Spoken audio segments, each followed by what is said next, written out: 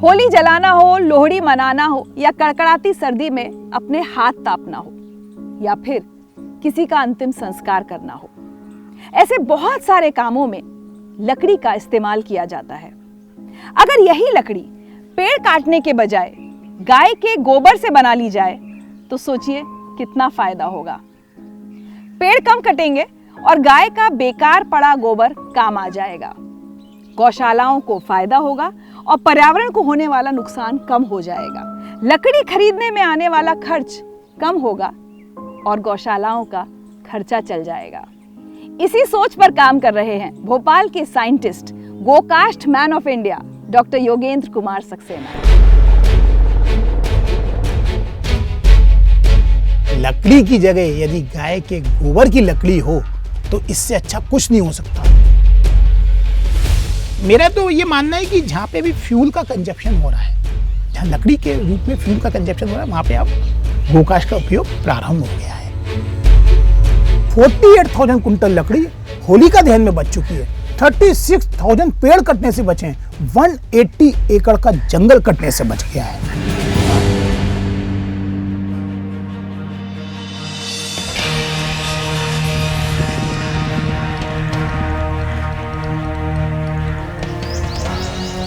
पेशे से scientist doctor Yogendra Kumar Saxena ने गोबर से लकड़ी बनाने और उसको जलाने के लिए शमशान घाटों तक पहुंचाने को अपनी जिंदगी का मिशन बना लिया है।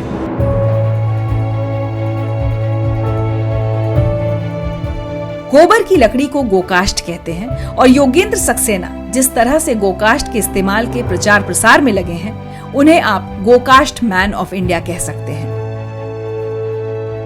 ये गाय के गोबर की लकड़ी है। गाय का गोबर को कलेक्ट किया। जब वो गोबर गिरता है तो पड़ा रहता है, थोड़ा सा ड्राई हो जाता है। उस गोबर को हम कलेक्ट करते हैं, एक जगह ले जाते हैं मशीन के पास में, है ना। उसको थोड़ा सा हम मतलब थोड़ा पानी मिला के उसको ऐसा बना लेते हैं कि ये मशीन के अंदर डाल सके। फिर उसको क्या है, मशीन को ऑन कर दिया जाता है। गोबर को उस मशीन में डाल देते हैं। अंदर एक स्क्रू ड्राइवर सा लगा रहता है। उसके अंदर क्या होता है, देखिए सारा खेल यही है। कंडे भी बनते हैं ना, उसको हाथ से ऐसे लिए। कंडे तो आदिकाल से चले आ रहे हैं, आज से नहीं, वर्षों से चल रहे कंडे। उसको ऐसे ऐसे थोपा, कंडे रख दिए। लेकिन इसमें क्या होता है कि गोकास्ट में क्या होता है कि गोबर को अंदर मशीन में डालने के बाद उसको कंप्रेस करते हैं और खूब कंप्रेस करते जाते हैं और उसके बाद वो लॉक्स के रूप में बाहर निकलता है, जिसको कि गाय के गोबर की लकड़ी गोकास्ट बोला जाता है। देन उसको उठाने के बाद उसको हम सन ड्राई कर लेते हैं और सन ड्राई करने के बाद वो 4 से 5 दिन के अंदर वो बिल्कुल तैयार हो जाती है जाने के लिए। गाड़ी में उसको लोड किया जाता है और शमशान घाट में बेच दिया जाता है। क्या फायदे हैं गोकास्ट के? देखिए, जितनी भी गौशालाएं होती हैं, वहाँ पे आपने देखा होगा कि गोबर के पहाड़ खड़े रहते हैं। आज आप जिस गौशाला में बैठे हुए हैं, यहाँ भी गोबर का पहाड़ था। जनरली क्या होता है कि उसका गोबर का ज़्यादा उपयोग नहीं हो पाता है, तो वो या तो नदी तालाबों में बहा देंगे। ये तो सबसे पहली बात कि अब वो पहाड़ खत्म हो गए, तो गौशालाओं के अंदर वाटर पॉल्यूशन कंट्रोल हुआ। दूसरी बात, गोकास्ट बन गई, कहाँ पे चली गई? शमशान घाट पे। तो शमशान घाट पे क्या हुआ? डिफॉरेस्टेशन। जो पेड़ कट रहे थे, अब वो पेड़ कटना कम हो गए। तीसरी बात, सबसे बड़ी बात कि जिस गौशाला में ये मशीन लगी हुई है, वहां पे 4 लोगों को कम से कम रोजगार मिलने लगा। चौथी बात, एक गाय 10 से 15 केजी गोबर देती है। आप देखते होंगे रोड पे गाय घूमती रहती है। चूंकि गोकास्ट बनाने के लिए गोबर की जरूरत है, तो अब वो क्या करने लगे, जो रोड पे गाय घूम रही है उनको भी पकड़ के अपनी गौशाला में लाने लगे। तो ये साक्षात एक प्रकार से ये कहिए कि उनको भी एक खाने पीने की सुविधा हो गई। और देखिए, आपको मैं एक छोटा सा डाटा बताऊं, जो ये भोपाल का गोकास्ट मॉडल है, अभी तक पिछले 3 साल में 96,000 कुंटल लकड़ी अंतिम संस्कार में बच चुकी है। 48,000 कुंटल लकड़ी होलिका दहन में बच चुकी है। 36,000 पेड़ कटने से बचे हैं। 180 एकड़ का जंगल कटने से बच गया है। पांचवी बात यह है कि हमने एक एक्सपेरिमेंट किया है एयर पॉल्यूशन। हमने गाय के गोबर की जो लकड़ी है गोकास्ट, इसको जलाया कंट्रोल इन्वायरमेंटल कंडीशन के अंदर। हमने लकड़ी को जलाया कंट्रोल इन्वायरमेंटल कंडीशन के अंदर। दोनों के अंदर डिफरेंट टाइप के air pollutant, PM, sulphur dioxide, nitrogen dioxide, carbon monoxide, अलग अलग पोल्यूटेंट्स हमने चेक करे। तो मैं बताऊं, ये पूरी की पूरी एक रिपोर्ट है। इसमें ऐसा नहीं है, ये डॉक्यूमेंटल प्रूफ है। तो आप ये देख सकते हैं कि जो पीएम की वैल्यू है वो 43.90 गोकास्ट से कम हो गया। कितनी बड़ी बात है, मतलब एयर पॉल्यूशन कितना कम हुआ। आप आ जाइए SO2 55.18% कम हो गया। सल्फर डाइऑक्साइड नॉक्स पे आ जाइए 14.96% कम हो गया गोकास्ट में उसको जलाने पे। कार्बन मोनोऑक्साइड 24.80% कम हो गया। अब आपके मन में आ रहा हो ये क्यों कम हुआ, वो उसका रीजन ये है कि सबसे बड़ी बात कि हमने इसमें अप्रॉक्सीमेट और प्रॉक्सीमेट एनालिसिस भी करी। तो ये आप ये देखिए कि जो इसमें मॉइस्चर कंटेंट है गोकास्ट के अंदर 8.29 ग्राम पर 100 ग्राम में है, और वो जो लकड़ी के अंदर है वो 22.74 ग्राम है। तो मॉइस्चर कंटेंट लकड़ी के अंदर ज्यादा होने से उसमें कंप्लीट कंबशन ऑफ फ्यूल नहीं होता है, इसलिए CO का परसेंटेज बढ़ रहा है। अब बात आ जाता है कि कार्बन एमिशन, बहुत सारे लोग बोलते हैं कार्बन एमिशन, तो मैं आपको बताऊं कि फिक्स्ड कार्बन जो है वो 8.69 ग्राम है गोकास्ट के अंदर, और लकड़ी के अंदर 12.93 ग्राम पर 100 ग्राम है। और दूसरी बात अल्टीमेट एनालिसिस के अंदर जो कार्बन है वो 25.63 है गोकास्ट के अंदर, लेकिन लकड़ी के अंदर 35.25 ग्राम है। अगर हम ओवरऑल अगर एनवायरनमेंट की बात करें तो गोकास्ट से जो एयर पोल्यूशन है वो 35% रिड्यूस हो गया है। तो ये एक सबसे बड़ा बात है कि एयर पोल्यूशन जो शमशान घाट पे वो रिड्यूस हो रहा है गोकास्ट के उपयोग से।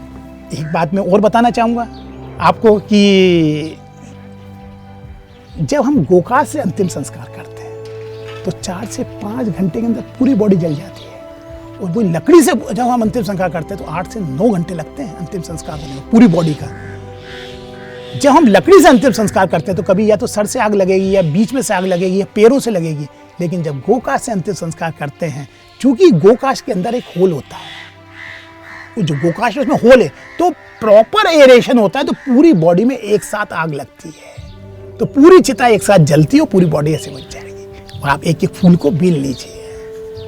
जहां 4 से 5 कुंटल लकड़ी से अंतिम संस्कार होता है, जब से ये गोकास्ट से अंतिम संस्कार चालू हुए हैं, आपको बताओ 2.5 से 3 कुंटल लकड़ी में ही होता है।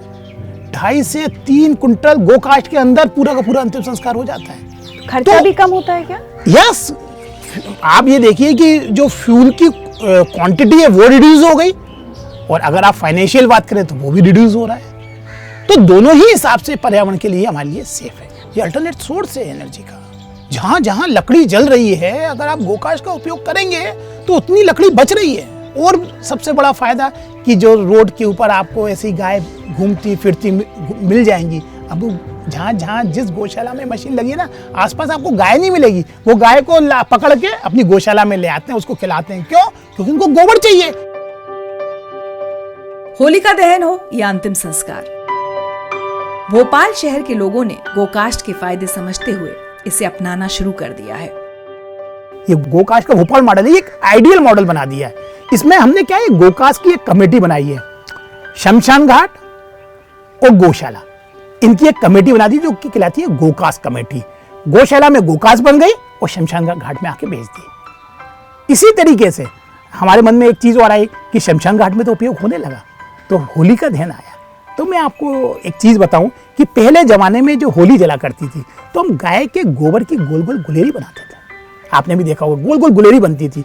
उनको सुखाने के बाद हम उनको रस्सी के अंदर पिरोते थे, बड़ी माला नीचे, उससे छोटी ऊपर, उससे छोटी, तो गुलेरी की होली जला करती थी। उस गुलेरी में भी गाय का गोबर था, उस गोकास्ट में भी गाय का गोबर है। हमने ऐसी मुहिम चलाई, हमारी पूरी गोकास्ट टीम ने ऐसी मुहिम चलाई कि आपको मैं बताऊं, ये जो भोपाल का गोकास्ट मॉडल है आज तो स्टेटस सिंबल बन गया है कि यदि हमें अंतिम संस्कार करना है तो गोकास्ट में करना है, यदि हमें होलिका दहन करना है भैया गोकास्ट में करना है। आज एक स्टेटस सिंबल बन गया है। तो कहीं ना कहीं एनवायरनमेंट के लिए सब काम कर रहे हैं। अब एक बात समझना चाहूंगी, कोई भी अच्छा काम कोई शुरू करता है तो राह आसान नहीं होती। क्या क्या मुश्किलें आई आपको गोकास्ट के प्रति लोगों को कन्विंस करने में? देखिए, जब हमने अंतिम संस्कार चालू किया तो पब्लिक के स्टार्टिंग में समझ में नहीं आता, तो हम मतलब चाहे सैटरडे हो, संडे हो, वर्किंग डे हो, हम लोग शमशान घाट पे रहा करते थे। अपने हाथ से हम गोकास्ट की चिता जमाया करते थे। पब्लिक आती थी तो हम उनसे बोलते थे, देखिए आप जिस हांडी के अंदर ये आग लेके आए, ये जो कंडे हैं ना, ये भी गोबर के बने हुए हैं। जब आप जिस मृत व्यक्ति को लाए, जब आप चिता पे लिटा रहे हैं, तो सबसे पहले आप गोबर से लीप रहे हैं। तो लकड़ी की जगह यदि गाय के गोबर की लकड़ी हो तो इससे अच्छा कुछ नहीं हो सकता। तो लोगों ने इन चीजों को समझा और मतलब अब तो स्थिति है कि हमें नहीं करना पड़ता कुछ भी। अब तो पब्लिक खुद कि भैया हमें तो गोकास्ट से ही जलाना है होली, या हमें अंतिम संस्कार करना है। तो आज अगर हम देखें कि कितने तीसरे साल शुरू हुआ है, कितना फैलाव हो गया है भोपाल और उसके बाहर, तो आप कैसे बताएंगे कितनी गौशालाओं में गोबर ये गोकास्ट बनाने की मशीन लगी हुई है, कितने शमशान घाटों पर इसको खरीदा जा रहा है, थोड़ा कितने शहरों में काम चल रहा है? ये अभी भोपाल में 18 गौशालाएं हैं जहाँ पे ये मशीन लगी हुई है और अब धीरे धीरे अब तो क्या लोग खुद लगाने लगे हैं। देखिए अभी 10 के ऊपर तो शमशान घाट भोपाल में है, छोटे बड़े, और सबसे बड़े शमशान घाट जैसे भदभदा शमशान घाट, छोला शमशान घाट, सुभाष नगर शमशान घाट, यहाँ पे सबसे ज़्यादा कंजप्शन है इसका। और बेरागढ़ और अन्य जो शमशान घाट है वहाँ पे भी अभी इसका स्टार्ट हो चुका है। और अन्य शहरों की बात करें तो अभी प्रेजेंट में जैसे इंदौर के अंदर चालू हो गया है, सागर में भी चालू हुआ है, और आपका भिंड में भी चालू हुआ है। और आपको मैं बताऊं कि इसका कहीं ना कहीं काम जैसे जयपुर में स्टार्ट है, रायपुर में स्टार्ट है, और भी शहरों में हो रहा है। और अभी पिछले साल हमने, आपको मैं बताऊं कि दिल्ली के अंदर हमने भोपाल से गोकास्ट दिल्ली भिजवाई थी होली के समय। और वहाँ पे एक IIT के कुछ स्टूडेंट हैं, वो लोग हमारे पास यहाँ पे भोपाल आए कि भोपाल गोकास्ट मॉडल की भी ट्रेनिंग लेना है। वहाँ से 2 स्टूडेंट आए, उनने ट्रेनिंग ली, हमने एक ट्रक में भर के लकड़ी पहुँचवाई। तो पिछले साल हमने दिल्ली के अंदर भी गोकास्ट से होलिका दहन करवाया है। तो ये अब मध्य प्रदेश की बात नहीं है, अब तो ये पूरे देश के अंदर जाएगा। वो ये भोपाल मॉडल आज पूरे इंडिया में एक अच्छा मैसेज दे रहा है पर्यावरण संरक्षण का। गोकास्ट का इस्तेमाल जितना बढ़ेगा, पेड़ों का कटना उतना ही कम होता जाएगा और साथ ही कम होगा वायु प्रदूषण भी। लेकिन गोकास्ट और गोबर का इस्तेमाल सिर्फ अंतिम संस्कार तक ही सीमित न रहे। योगेंद्र सक्सेना जी इसके लिए भी कोशिश कर रहे हैं। पेड़ों को लगाना बहुत अच्छी बात है, सबको लगाना चाहिए, लेकिन उससे भी बड़ी चीज है पेड़ों को कटने से बचाना। ये गोकास्ट जो है ना, पेड़ों को कटने से बचाएगी। जो शमशान घाट में देखिए डिफॉरेस्टेशन कंट्रोल हो गया। इसके बाद होलिका दहन में भी पेड़ कटने से बच गए। इसके बाद जो इंडस्ट्रियल बॉयलर चलते हैं उसमें कोल वगैरह का यूज़ होता है, कई बार वुड का भी यूज़ होता है, वहाँ भी हमने इस बॉयलर के अंदर इसका गोकास्ट का यूज़ करना चालू कर दिया है। एक और बात मैं आपको बताना चाहूँगा कि जो होटल के तंदूर होते हैं उसमें भी लकड़ी लगाते हैं, आपने देखा होगा, उसमें भी गोकास्ट का उपयोग होना चालू हो गया है। इसके बाद जो गोकास्ट के छोटे छोटे टुकड़े होते हैं वो लोग बाग अब हवन के अंदर भी यूज़ करने लगे हैं। कंडों का उपयोग होता था ना, गोबर का तो पहले भी होता था, तो इस गोकास्ट का वहाँ भी उपयोग होने लगा है। तो अब ये मेरा तो ये मानना है कि जहाँ पे भी फ्यूल का कंजप्शन हो रहा है, जहाँ लकड़ी के रूप में फ्यूल का कंजप्शन हो रहा है, वहाँ पे अब गोकास्ट का उपयोग प्रारंभ हो गया है। डॉक्टर सक्सेना, एक बात बताइए, जैसे गोकास्ट हो गया, गोबर का एक उपयोग हो गया, लेकिन अब गौशालाएं हैं और भी सामान बनाना आना चाहिए, तो कुछ और प्रोडक्ट्स भी आप तैयार करवा रहे हैं क्या? देखिए और भी प्रोडक्ट बन रहे हैं, और एक यूनिक चीज़ मैं आपको बताना चाहूँगा कि हमने ये जो गोकास्ट भी जो बन रही है, हमने भोपाल जेल के अंदर स्टार्ट है, मतलब वहाँ के कैदी बना रहे हैं। और मैं सबसे यूनिक बात बताऊँ, नरसिंहपुर जेल में, और नरसिंहपुर जेल के अंदर गोकास्ट तो बनी रही है, लेकिन वहाँ पे एक जो यूनिक चीज़ बनी है वो मैं आपको ये दिखाता हूँ। ये दीपक है, ये आप देख रहे हैं, ये गाय का गोबर, दलिए का चूरा और दाल के चूरे के हैं, और ये फ्लोटिंग दीपक है। जब आप इसको माँ नर्मदा जी में, माँ गंगा में जो अपन दीपदान करते हैं ना, जनरली लोग क्या प्लास्टिक या थर्माकोल का यूज़ करते हैं, आप इससे दीपदान करिए, और आप इसका जैसे दीपदान करेंगे उसके बाद में ये पूरे के पूरे दीपक को मछलियां खा लेंगी। क्यों? क्योंकि दाल का चूरा, दलिए का चूरा सब इसके अंदर मिला हुआ है, इसको पूरा मछलियां खा लेंगी। डॉक्टर सक्सेना का दावा है कि गोकास्ट के इस्तेमाल से पर्यावरण को तो फायदा होता ही है, गौशालाओं को भी बहुत फायदा होता है। जहां जहां ये गोकास्ट की मशीनें लगी हैं वो गौशालाओं पे इतना पैसा आ रहा है कि आज अपने पैरों पे खड़ी है गौशाला। अगर आप एक हमें आइडिया दे पाएं कि इस गौशाला का गौकास्ट के बिजनेस से पहले क्या हालत थी और आज क्या है, बिफोर एंड आफ्टर जैसे? देखिए, मैं ये मानता हूँ कि पहले ये गौशाला सिर्फ सरकार के सहयोग से चलती थी, और ये जब से गौकास्ट बन रही है, गौशाला अपने पैरों पे खड़ी है। बस इतना बोलूँगा। और लाखों रुपया आ रहा है, गौकास्ट से लाखों रुपया आ रहा है। तो जैसे किसी भी गौशाला के लिए एक मशीन लगाने का कितना खर्चा है? देखिए, इसमें क्या होता है कि अलग अलग पावर की मशीन होती है। किसी में 3 HP पावर की मतलब मोटर लगी है, किसी में 2 की लगी है, किसी में 5 HP पावर की लगी है। जैसे जैसे इंक्रीज होता है तो कोई 40,000 की भी है, 50 की भी है, 65 की। अब तो कई मैन्युफैक्चर आ गए हैं, कई लोग मशीनें बनाने लगे हैं। तो ये ऑप्शन तो गौशाला के ऊपर रहता है कि जो मशीन चाहे वो लगा सकते हैं। डॉक्टर सक्सेना CPCB में साइंटिस्ट हैं और उनकी कोशिशों का नतीजा है कि गौशालाओं के लिए तैयार की गई गाइडलाइंस में अब गोकास्ट बनाने को भी शामिल किया गया है। अभी एक नेशनल लेवल की गौशाला की गाइडलाइंस बनी है। नेशनल लेवल की गाइडलाइंस बनी है गौशालाओं में गोबर का मैनेजमेंट कैसे किया जाए। तो उसमें 3 तरीके बताए गए हैं कि आप कंपोस्ट बनाइए, आप बायो CNG या मीथेन बनाइए, एनारोबिक ट्रीटमेंट से मीथेन बनाइए, उससे आप बायो CNG बनाइए। और मैं आपको बताना चाहूँगा कि मेरे प्रयास से गोकास्ट को भी अब उसके अंदर जोड़ दिया गया है। अब ये नेशनल लेवल की गाइडलाइंस में आ गया है, अब पूरे इंडिया को इसको करना है। अब ये गाइडलाइंस क्या इंडिया के लिए, ये एक जगह के लिए नहीं, पूरे देश भर में जितनी गौशालाएं हैं वो गोकास्ट बना सकती हैं। अब आप और क्या क्या प्लान कर रहे हैं अपने इस काम को लेकर, क्या प्लानिंग है आपकी? देखिए, मेरी मेन प्लानिंग यही है कि इसको देश भर में फैलाना है मुझे। अब ये मध्य प्रदेश तक सीमित नहीं रहेगा, और जैसे अभी जयपुर में भी चल रहा है, रायपुर में चल रहा है, हम इसको देश के अलग अलग, यूपी में मैं इसको थोड़ा सा और अच्छा करना चाहता हूँ। अभी मैंने बनारस में एक शमशान घाट है, मेरा मेन टारगेट अब बनारस है। मणिकर्णिका घाट? यस, मणिकर्णिका घाट, जहाँ पे कि कभी चिता बुझती नहीं है, आग बुझती नहीं है। मेरा अगला टारगेट बनारस है।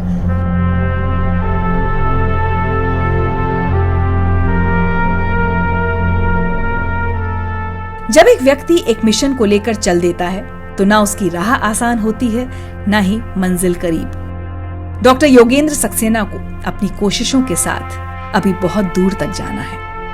डॉक्टर सक्सेना की इन सभी कोशिशों को हमारा सलाम। अब गोकास्ट को कोई नहीं रोक सकता। मैं रहूं ना रहूं, अब ये चीज तो आगे जाके रहेगी, अब कुछ नहीं रुकने वाला। कई बार मैं मनन करता हूं, मेरी जिंदगी का 50% उद्देश्य पूरा हो गया, 50% मेरा उद्देश्य ये गोकास्ट के कारण मेरा पूरा हो गया है कि पर्यावरण संरक्षण के लिए एक मैंने छोटा सा एक दीपक जला दिया है। 50% की मुझे चाहत है कि कुछ और भी ऐसा कोई अच्छा काम करूं मैं। It is really heartening to see the Bhopal model for cow dung used to create wooden logs for cremation grounds. This environment-friendly initiative has not only saved forests from depletion, but at the same time provided livelihoods and fostered care for destitute cows. With an award mission of Pehle Indian, Fir Oil, Indian Oil has been supporting the sustainable and eco-friendly initiatives. Our R&D team has developed an innovative biomethanation technology to produce compressed biogas (CBG) from sources such as biomass and bio-waste such as cow dung, etc. This is in addition to our other agri-based technologies such as 2G ethanol and CO2 to lipid. A significant initiative with nationwide coverage is the SATAT, Sustainable Alternative Towards Affordable Transportation program of the Government of India, under which agricultural residue, cattle dung and municipal solid waste are being converted to compressed biogas. We are very excited about this initiative. This is not only helping boost farmers' incomes, but is also proving to be a source of affordable transport fuels. Production of compressed biogas from cow dung and other food waste boosts rural economy and is also beneficial for the cattle that are generally abandoned after they stop producing milk. This initiative also holds great promise for efficient municipal solid waste management and in tackling the problem of polluted urban air due to carbon emissions. So far, Indian Oil has awarded 500 letters of intent for production and supply of almost 2 million tons per annum of compressed biogas. We are the only oil and gas company in the country selling compressed biogas made from biomass and biowaste from 15 of our retail outlets. These outlets are located in Maharashtra, Tamil Nadu, Gujarat, Haryana and Andhra Pradesh. Indian Oil is also selling compressed biogas to industrial customers in Tamil Nadu. Up till February 2021, Indian Oil has marketed over 1200 tons of compressed biogas. Our efforts resonate with the Bhopal model as well. I am hopeful that such sustainable practices will be widely adopted in the rest of the country for conservation of environment. I wish all success to the team behind the innovative Bhopal model. Indian oil परिवार की ओर से ढेर सारी शुभकामनाएं। नमस्कार। सलाम है, सलाम है, सलाम है, सलाम, सलाम है, सलाम है, सलाम है, सलाम। तेरी कोशिशों को सलाम है, तेरी ख्वाहिशों को सलाम, सलाम, सलाम, सलाम। तेरी कोशिशों को सलाम है, तेरी ख्वाहिशों को सलाम है, सलाम तेरे जुनून को, तेरी चाहतों को सलाम। सलाम है, सलाम है, सलाम है, सलाम, सलाम है, सलाम है, सलाम है, सलाम।